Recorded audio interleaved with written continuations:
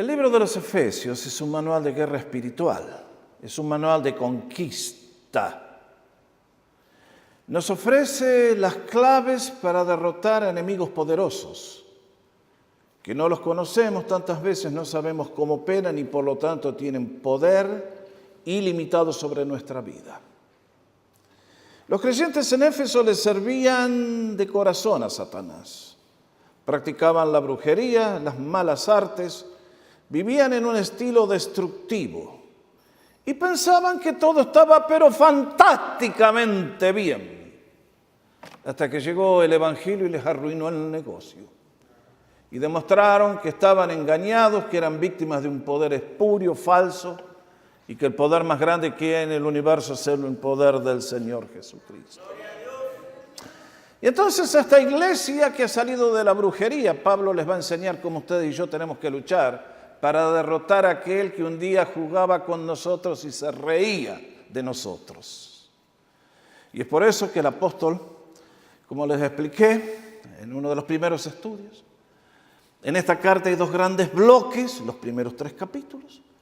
¿Qué ha hecho Dios por ti? ¿Cuáles son tus recursos para poder batallar con éxito? Y luego, capítulos 4 al 6, cómo tenemos que usar esos recursos en el diario vivir para demostrar que somos cristianos y de esa manera anular al enemigo y derrotar su obra.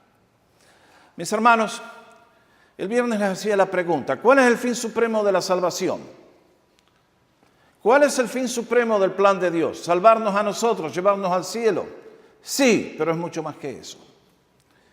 ¿Que llegues a gustar bendiciones? Sí, pero es mucho más que eso. ¿Que un día vas a ser un testigo de Jesús? Sí, es mucho más que eso. ¿Que un día vas a vivir para siempre con Él en el cielo? Sí, pero es mucho más que eso. Ser cristiano, conocer a Cristo, ser salvo, es el primer peldaño en ayudar a Cristo a traer su dominio sobre toda la tierra, a recuperar lo que Satanás nos robó en el jardín del Edén y sigue siendo su posesión y está bajo su control en el día de hoy. Por eso, estoy haciendo este repaso breve para ubicarlos en la escena, para que ustedes sepan de qué es lo que el apóstol está tratando de hacer para ayudarte a ti y a mí. Entonces, ustedes y yo llegamos a esta carta. Y es una carta asombrosa. Excepto que si usted esta mañana es un cristiano más nuevo, cuando leímos este párrafo que leímos juntos, si yo le pregunto, ¿entendió algo? ¿Usted qué me dice? Pastor, no agarré nada. Lo comprendo perfectamente, está entre buenos amigos. Porque un día yo también, hace 50 años, cuando empecé a estudiar la Biblia, leí estas cosas y no entendía mucho. Pero doy gracias que con la actitud correcta y la humildad y la perseverancia y la dedicación, y bueno, fui aprendiendo y hoy les voy a presentar algunas cosas que confío les ayude para que usted vea este relato asombroso de lo que Dios ha hecho por usted y por mí y que lo lleva al asombro y la adoración a sus rodillas. Porque si usted aferra, pero un poquitito de lo que vamos a ver, créanme que el diablo sale corriendo de su vida, de su hogar y lo deja de molestar eternamente. Así que, aquí estamos. Les dije, este párrafo que va del versículo 3 al 14, es como que Pablo ha entrado a un palacio lleno de joyas, de cosas gloriosas y majestuosas, y nos va describiendo, miren lo que hay acá, y miren lo que hay acá, y miren lo que hay acá. Y por momentos es tan majestuoso que se desvía y dice, pero esto, wow. La pregunta es, ¿de quiénes está hablando el apóstol Pablo en este párrafo que leímos juntos? ¿Y qué nos va a enseñar de lo que esos 3 personajes, no sé qué otra palabra ponerles para que se entienda mejor, hicieron por ustedes y por mí? Tenemos que enfrentar al enemigo. ¿Con qué recursos contamos? Aquí tenemos la obra del Padre a nuestro favor. Ese es mi tema de esta mañana. Las otras 2 quedan para adelante, porque el desafío de esta carta es que hay tanto contenido que es imposible tratarlo todo a fondo, o si uno lo hace muy liviano, carece de sentido. Vamos entonces a la obra del Padre. Lo primero que leemos es que Dios, el Padre, nos bendijo con toda bendición espiritual en los lugares celestiales en Cristo. Vean bien. Pablo comienza diciendo, bendito. Mis hermanos, ¿qué quiere decir la palabra bendecir?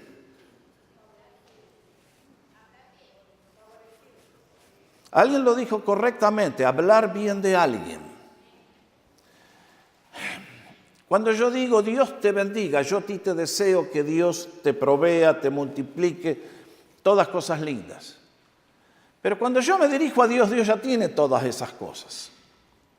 Entonces, cuando el Salmo 103, o Pablo en este caso, nos dice, bendice alma mía al Señor, ¿qué está diciendo? Que ustedes y yo con nuestros labios lo tenemos que exaltar, magnificar, darle el lugar de gloria que corresponde. Decirle, Señor, eres exaltado, eres el único en el universo, no hay nadie como ti. A ti sea la gloria por siempre, jamás. Gracias, a Dios sea la gloria. Por eso, recuérdenlo siempre. Si yo esta mañana a ustedes les dijera, ustedes son un grupo de personas hipócritas, sinvergüenzas, mentirosas, horribles, ¿qué estoy haciendo? Los estoy maldiciendo.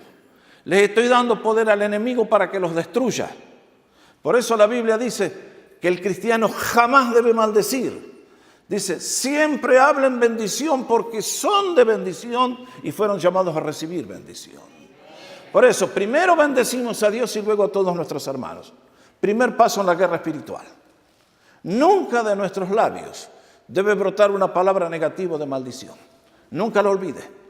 El negativismo es una de las armas favoritas que tiene el enemigo para destruir personas. Pablo comienza diciendo, bendito el gran Dios, el Dios Padre, infinito en gloria, cercano a nosotros, que creó las galaxias, pero es nuestro Padre en Cristo Jesús. Ese Dios que las palabras no alcanzan para definir ante la grandeza de su ser, es el que nos bendijo. Es el que nos dio, el que hizo por nosotros cosas que ustedes y yo no podemos llegar a comprender y nos van a tomar décadas para intentar profundizar un poquitito de lo que contiene. Pero nos dice que nos bendijo con toda bendición espiritual. Note la palabra toda. No falta ninguna. Es un paquete completo. Es como alguien que a usted viene y le trae una caja inmensa y le dice, acá tengo un regalo para vos. Y usted comienza a abrir el envoltorio y, mira lo que hay acá. Pero hay más, hay otra caja más adentro. Y abre el envoltorio, mira lo que hay acá. Y abre y sigue abriendo y sigue sacando y más y más y más se asombra. Quiero decirles que la obra de Dios no es incompleta. Él ha hecho algo genial, completísimo, que no falta absolutamente nada. Y si usted algún día aterriza en el planeta y le cree al Señor, mucho feliz, más feliz va a ser. Al ver la grandeza de lo que Dios ha hecho por usted y por mí. Sobre todo que no lo merecíamos. Pero nos dice que nos dio toda bendición espiritual. ¿Por qué bendiciones espirituales? Porque, mis hermanos, el problema nuestro es que estamos aferrados a los sentidos. Los sentidos son los que nos permiten relacionarnos con el mundo en que vivimos. Por los ojos vemos y nos movemos, con el oído captamos el aprendizaje, el conocimiento y aprendemos y crecemos. Y ustedes saben, este cuerpo nos limita y nos mantiene en este mundo. Pero de lo que Pablo va a hablar, son bendiciones que usted no las puede ver. Son bendiciones que no las puede tocar. Son bendiciones espirituales, pero que son más reales que todas las bendiciones físicas que podamos tener. Yo les pregunto, ¿qué es más real? ¿Esta madera que toco o el Señor que está aquí al lado mío, junto a mí, predicando para ustedes? Gracias por la colaboración. Créanme que el Señor que está aquí. Y es mucho más importante que este pedazo de madera que sostiene su bendita palabra. Ahora, el problema que tenemos es que las bendiciones espirituales se captan con los ojos, el oído. No, se captan por la fe mediante el Espíritu. Entonces, ese es el desafío más grande que tiene todo ser humano que vive en este mundo, que llega a las cosas de Dios. Por eso los necios dicen, ¿dónde está Dios? Que no lo veo. No lo vas a ver nunca con los ojos físicos. Necesitas los ojos del Espíritu.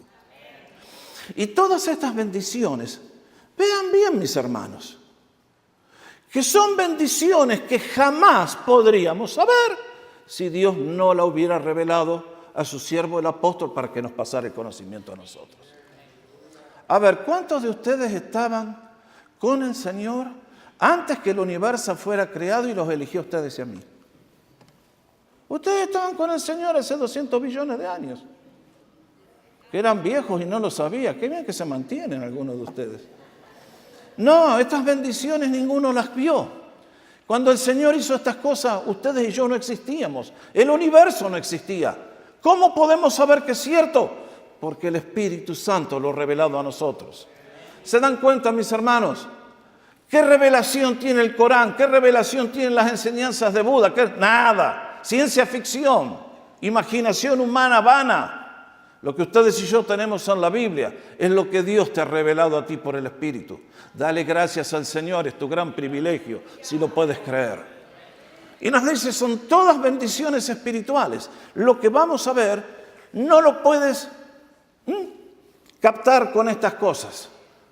Pero por el Espíritu Santo lo podemos aferrar y nos ayudan a combatir al enemigo que se mueve en el mundo invisible. Por eso nos dice, toda bendición espiritual. ¿Ahí se acaba la cosa? No, porque nuestro Dios es tan maravilloso que incluye también en el paquete todas las bendiciones materiales. Por eso el Señor Jesucristo, el gran versículo que nos enseñó en el Sermón del Monte, ¿cuál fue?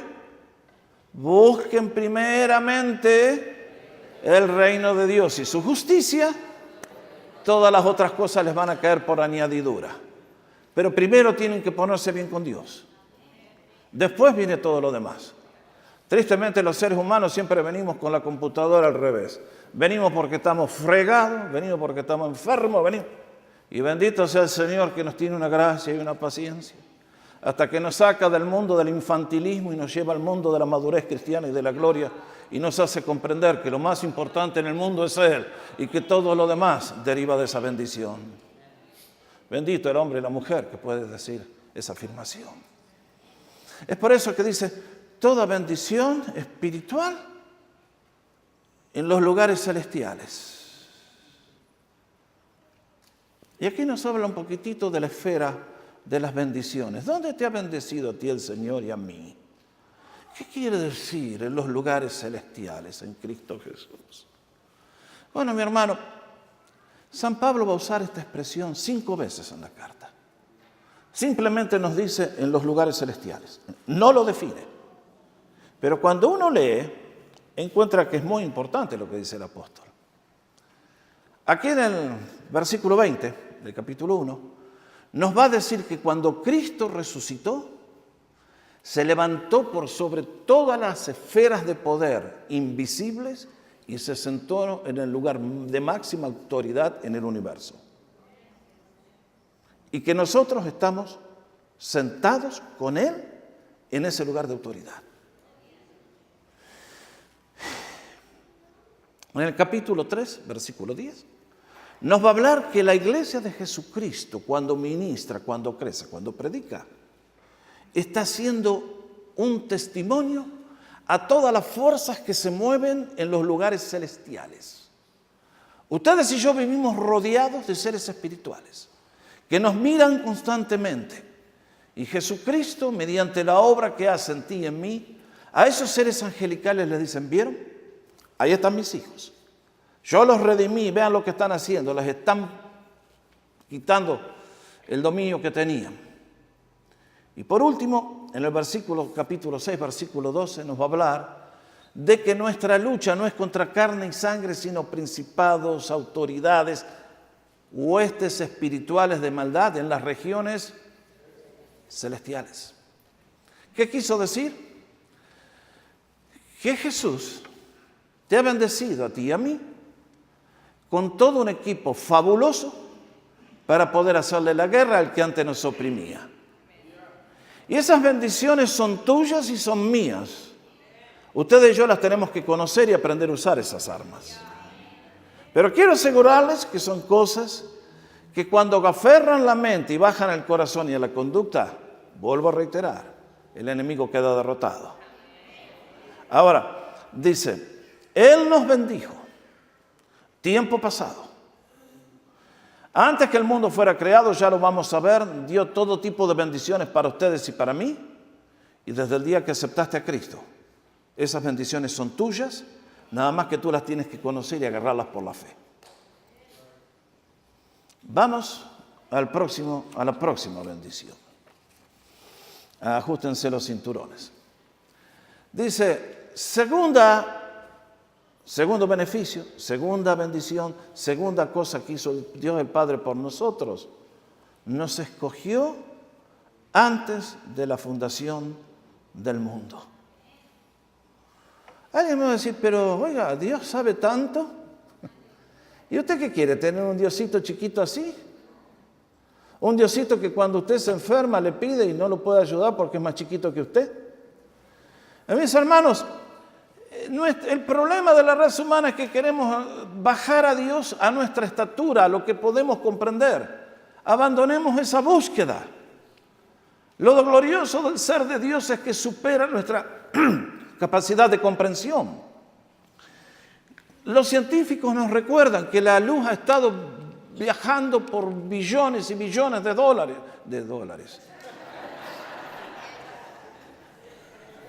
De años luz, perdón. Y entonces nos dicen que tan grande es el universo. Bueno, antes que el universo existiera, ¿quién existía? Nuestro Dios. Tan infinito es su gloria, tan infinito es su poder. Él contiene todo el universo dentro de su ser. ¿Lo podemos imaginar? Imposible, imposible. Y antes que la primera partícula de polvo existiera, Él ya te conocía a ti. ¿Me conocía una persona tan asombrosa como yo? Sabía que me iban a poner mis padres Jorge Oscar Sánchez. Y sabía todas las grandes cosas que iba a hacer y las otras no le cuento. Y sin embargo, encontramos que sin mérito alguno de mi parte, solamente por el puro propósito de su gracia y de su voluntad, Él escogió a un cierto número de personas. Es su decisión, es su sabiduría, es su plan. Bendito sea su nombre. Ahora, lógicamente que muchos se levantan acá y dicen, ¿y entonces dónde queda el libre albedrío humano? Mis hermanos, el libre albedrío humano lo tenemos que entender. Usted tiene cierto libre albedrío. En ciertas áreas de su vida usted puede elegir. En otras, cero. Absolutamente cero. Usted, señor, esta mañana se vistió con un vestido color naranja, zapatos verdes y ese sombrerito que le queda tan hermoso. Fue su elección. Usted va a elegir esta tarde, señor, con quién va a ir a comer el lunch después del culto. Usted esta noche va a elegir qué programa de televisión va a ver y mañana va a elegir.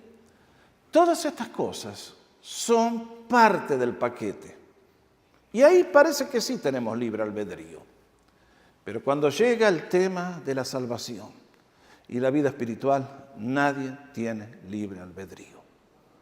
Ustedes y yo hemos caído en un pozo tan profundo, en un hoyo tan oscuro, que tú no te puedes ayudar y nadie te puede ayudar humanamente. El único que te puede ayudar es el Hijo de Dios. Por eso dice la Biblia, la salvación no es del que quiere ni del que corre, sino de quien Dios tiene misericordia. Entonces alguien me va a decir, pero entonces hay un destino. Sí, absolutamente. En el día de hoy los seres humanos creemos que nosotros podemos creer en Dios o no creer en Dios. Aceptarlo o rechazarlo. Eso indica que tú estás fuera del camino, fuera de la puerta, no conoces a Dios Y como dice el apóstol Pablo en Romanos, ¿y qué si queriendo crear vasos para destrucción, los creó por la manifestación de su gloria? Ah, es feo. A mí no me hablan de eso. ¿Quiere decir que Dios me creó a mí para echarme de carbón al infierno? Sí, puede ser. Sí, definitivamente. Entonces, pero ese Dios hay que tenerle miedo. Amén. Despiértate. El principio de la sabiduría es el temor del Señor. Cuando tú respetes a Dios y de rodillas le digas, Señor, ¿soy yo un objeto de tu ira que un día finalmente vas a destruir? Alguien dice, bueno, pero si Dios eligió, ¿por qué predicar el Evangelio? Porque Él los va a salvar de alguna manera. No. Dios ha querido que ustedes y yo seamos parte de la misión que Él tiene. Y mientras hace billones de años Él eligió, yo no sé a quién Él ha elegido. ¿Tú quieres saber si eres uno de los elegidos de Dios? Cree en el Señor Jesucristo y serás salvo. ¿Quién tiene que arrepentirse? ¿Dios? No, nosotros tenemos que arrepentirnos. ¿Quién tiene que creer en Jesús? Nosotros tenemos que creer en Jesús. Ahora yo la semana que viene le voy a pedir a todos los elegidos que se pinten una cruz en la espalda y yo les voy a predicar solamente a ustedes. No se puede, ¿no es cierto? Por eso, como yo no sé, porque Dios no me lo ha revelado, quién es elegido y quién no, yo tengo que predicar a todo el mundo todos los días y decirle a todos los sedientos, vengan a las aguas. Vengan a mí todos los que están trabajados y cargados, dice Jesús, y yo los voy a hacer descansar.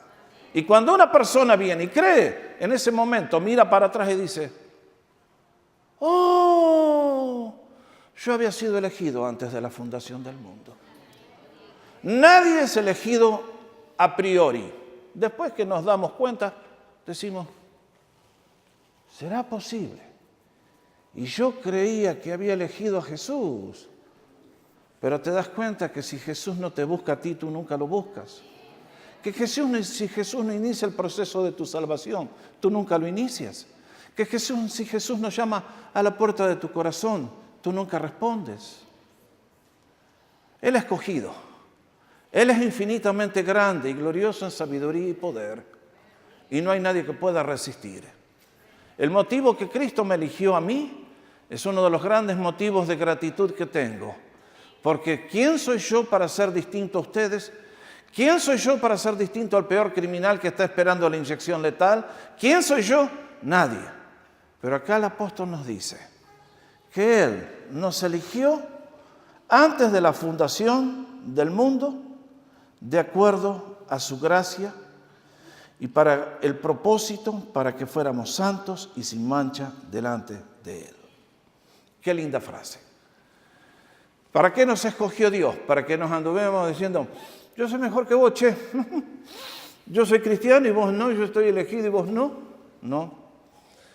Dios te eligió a ti, mi hermano, para que aprendas a cambiar y comprendas que desde el día que aceptas a Jesús, pasas a ser posesión adquirida por Dios y le pertenece solamente a Él. Y por lo tanto debemos dejar de jugar ya con el pecado y de dejar de jugar con las cosas que nos destruyen. Y volviéndonos a Dios, nos proponemos glorificarle en todo lo que hacemos. Y es por eso que nos dice que somos santos y sin mancha.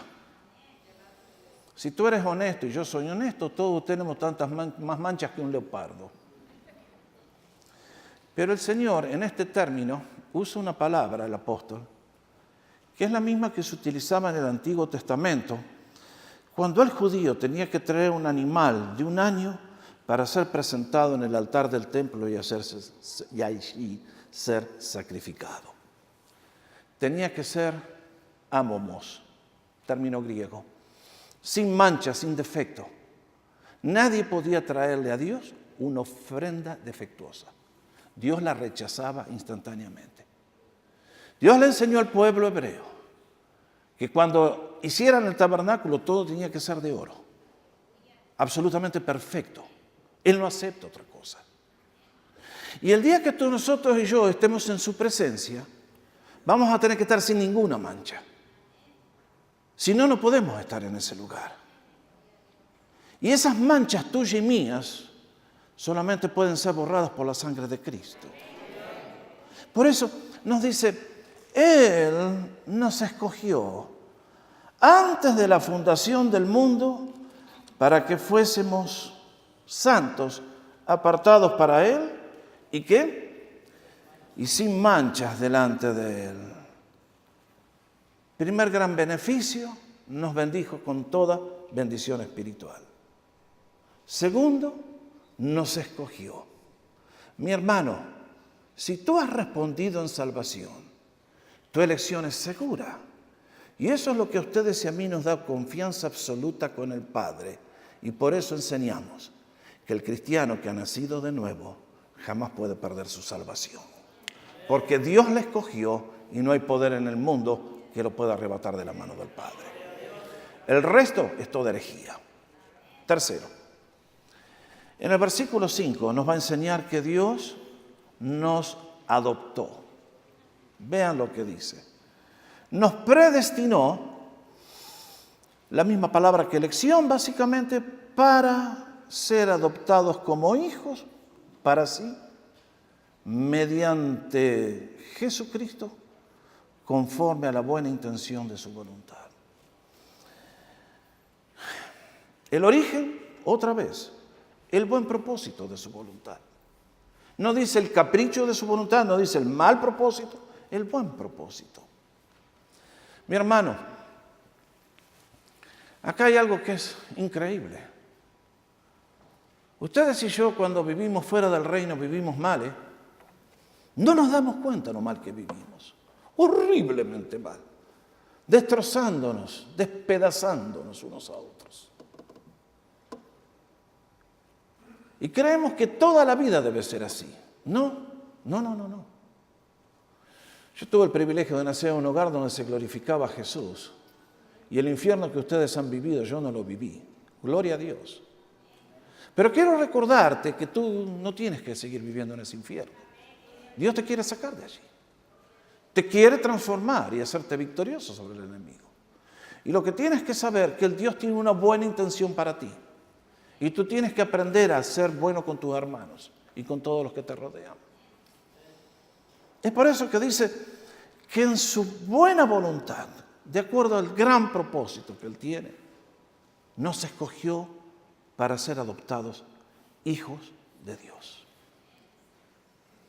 Este es un término muy notable. Aquí tienen una pareja. Por distintas razones no pueden concebir, no pueden tener hijos. En ese corazón materno late el deseo, late el amor infinito. En esos padres hay un deseo porque realmente los hijos traen a nuestra vida una dimensión que realmente es increíble. Y finalmente, luego de mucho orar y pensar, deciden adoptar un bebé. Y es entonces que uno se encuentra que es un acto realmente increíble. Yo sé que alguno ya me va a sacar la tarjeta roja y decir, pero sí, yo conocí un caso que fue un caos. Oiga, deja el negativismo por 5 minutos afuera un día. Una pareja que adopta un niño, ¿por qué lo hace? ¿Para satisfacción personal? No creo. Esa pareja tiene amor, tiene deseo de bendecir a alguien.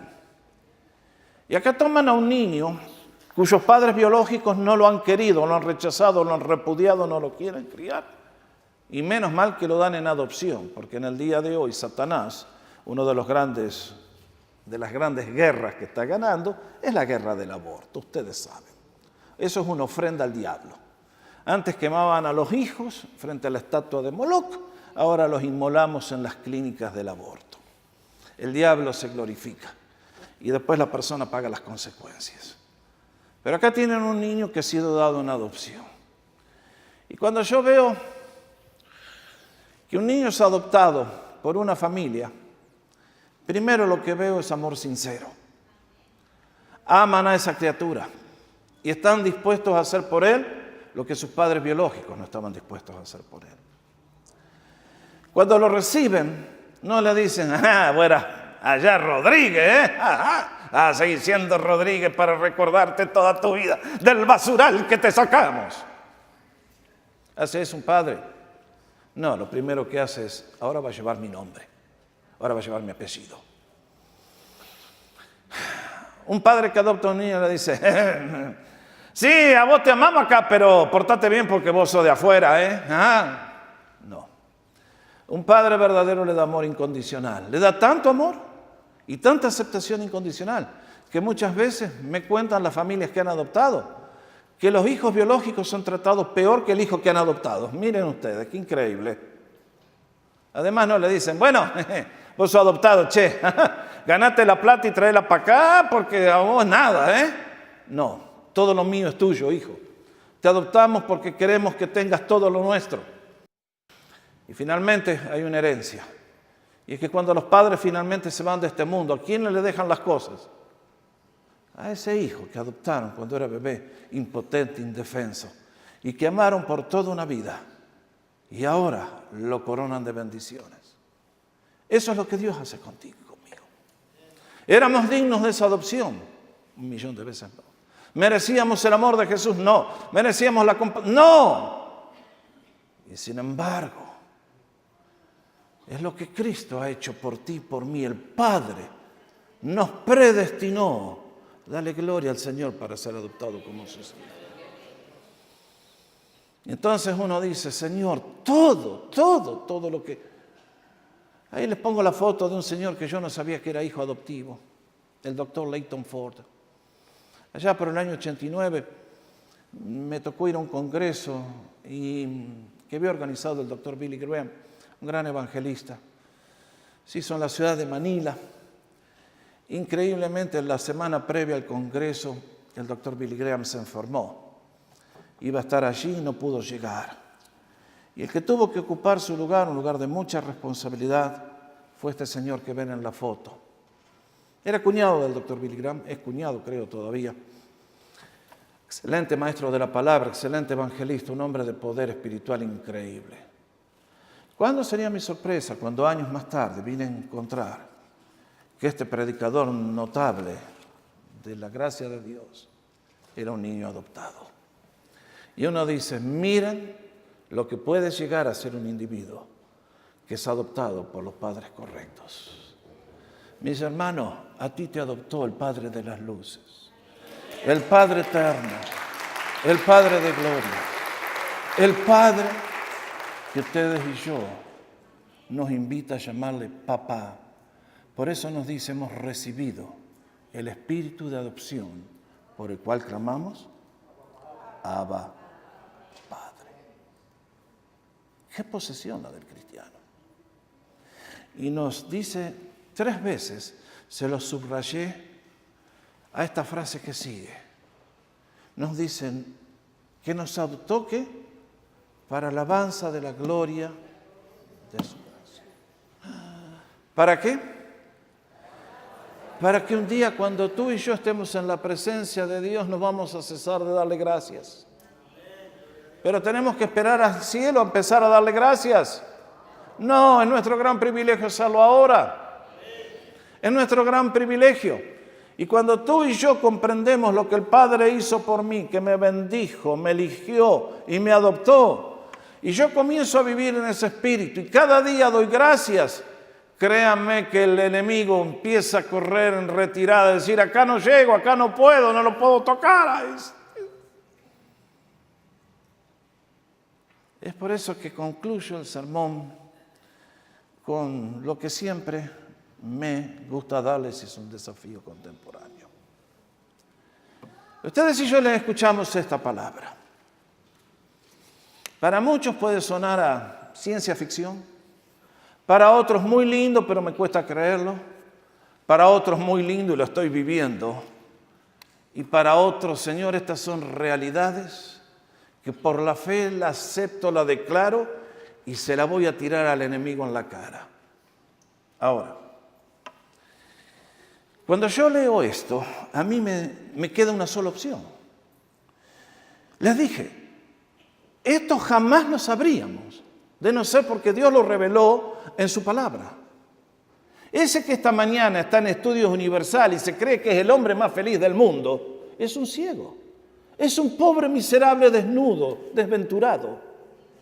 Nada que ver con... No tengo nada en contra de tener un buen momento de felicidad, entiéndame bien. Pero el hombre que vive sin Dios, Es un desgraciado. Esta semana escucharon las noticias. Se ganó 750 millones de dólares en la lotería. Y uno diría, pero qué bárbaro. Y ¿saben una cosa? Esas son bendiciones materiales. En este momento se puede comprar la propiedad más grande del mundo y comprarse un país entero de los nuestros si quiere. Pero ¿sabe una cosa? Los 750 millones de dólares se van a quedar acá en este mundo el día que se parta la eternidad. Nada se lleva. Cuando leemos que Cristo nos bendijo con toda bendición espiritual, ustedes y yo tenemos que caer en nuestras rodillas y tener un amor sincero y creciente a nuestro Señor Jesucristo. Por eso el corazón de la Biblia es el gran mandamiento.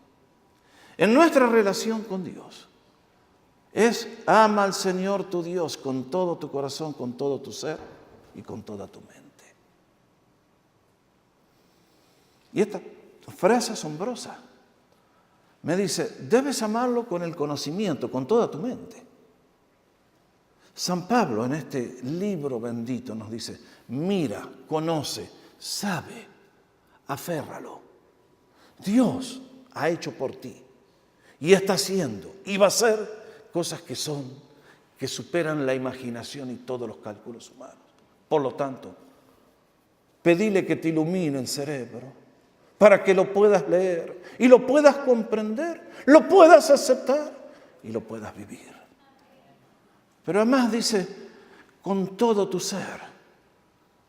Mis hermanos, lo más aborrecible que tiene un cristiano es ser un cristiano tibio, que no se calienta, no se entusiasma por nada. Esa gente Dios la repudia. ¿Se acuerdan lo que le dijo a los creyentes de la Odisea? ¡Qué mensaje tan duro! Yo no lo quiero para mi vida, ¿usted? Cuando le dijo, tengo contra ti que eres tibio, ojalá fuera frío o caliente. A Dios no le gusta la gente esta que ni fu ni fa, ni chicha ni limonada, ni pan rallado ni aserrín. Mis hermanos, dice, conoce y luego que atrape toda la totalidad de tu ser. Y luego que atrape tu corazón, que es el centro de los afectos. Un cristiano no puede ser un tipo cool and collected. Estoy sentado en la vida con un vaso de whisky y nada me resbala. Mis hermanos, esa es la desgracia del mundo contemporáneo. Cristianos que no son nada, que tienen nombre pero no han nacido de nuevo, que están convencidos pero no han experimentado el nuevo nacimiento. El cristiano que ha gustado la bondad de Dios es un cristiano que tiene un corazón en fuego, contagia, es apasionado. Y es por eso que el cristiano ama a Dios con todo el corazón, con toda la mente, con todas las fuerzas. Ahora estos días yo les dije, en los 2 desafíos anteriores, vamos a leer, vamos a meditar, vamos a orar Efesios. El domingo que viene vamos a tener la cena del Señor. La amistad de ustedes sé que no van a venir porque ya es caso fijo. Puedo apostar y no pierdo ninguna de las manos en el fuego si las apostara. Porque no entra en vuestro radar, vuestro corazón no está para la gratitud todavía. Eso está mal. Porque tu Dios te ha bendecido de una manera que realmente, si las has tenido, eres único. Vale más que los 750 millones, créeme, hermano. Y entonces, tu pastor te va a decir, a ver, los que nunca oraron, pónganse de pie y den gracias al Señor. Y tú te vas a levantar y ¿qué vas a decir? Señor, gracias por la enchilada. Gracias que tengo trabajo, gracias que tengo salud. Hermano, vas a seguir siendo un bebé toda tu vida que Dios te mire y dice, che, pero qué hijo pajarón que tengo acá. Si todos son como este, el diablo no lo corremos nunca. Cuando a ti te dice el pastor, ora hermano, tú comienzas en este punto. Comienza diciendo, bendito sea el Dios y Padre de nuestro Señor Jesucristo, que me bendijo con toda bendición espiritual en los lugares celestiales en Cristo Jesús. Y te doy gracias, Señor, que me elegiste de acuerdo a tus propósitos sin que yo lo supiera, lo entendiera o lo mereciera.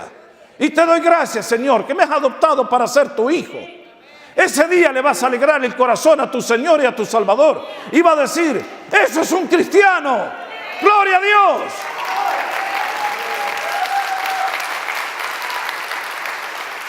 A mí me cuentan historias de cristianos que entre ellos no se tratan, que no se lleva bien con la suegra, con la cuñada. Esos no son cristianos. Son un hazmerreír para el diablo. Son un gozo para el diablo. El cristiano que ha nacido de nuevo es un hombre y una mujer de poder. Pisotea a Satanás, le vence. ¿Qué vas a hacer el domingo que viene? ¿Vas a venir como siempre solo?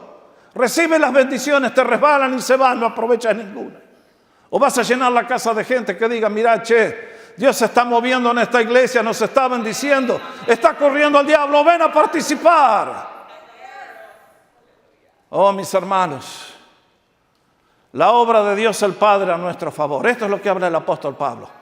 Con estos recursos, claro que le podemos ir a hacer guerra a los principados y a las potestades y a todos. Permíteme recordarte. Al diablo le va a encantar recordarte lo malo que eres. Todos tus defectos él lo sabe y tiene razón porque son todos verdades. En eso el diablo no miente. Cuando te acusa te dice todo lo que es cierto de tu vida. ¿Y tú con qué lo vas a enfrentar? Diciéndole, bueno, ¿qué va a hacer?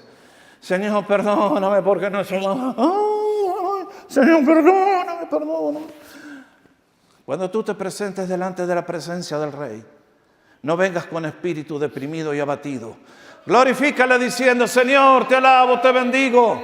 No tengo derecho, pero soy tu hijo y por lo tanto reclamo tu obra, reclamo tu bendición, reclamo tu salvación. ¡Gloria a ti, Señor!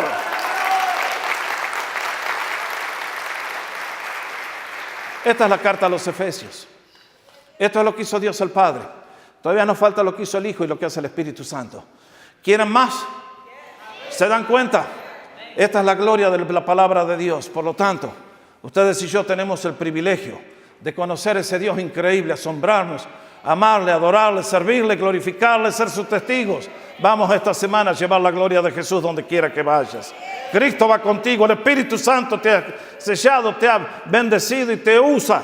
No pierdas, no caigas en la trampa del diablo que te enreda con los problemitas del diario vivir. Glorifica a tu Señor, declarando al mundo lo que Cristo es y ha hecho por ti.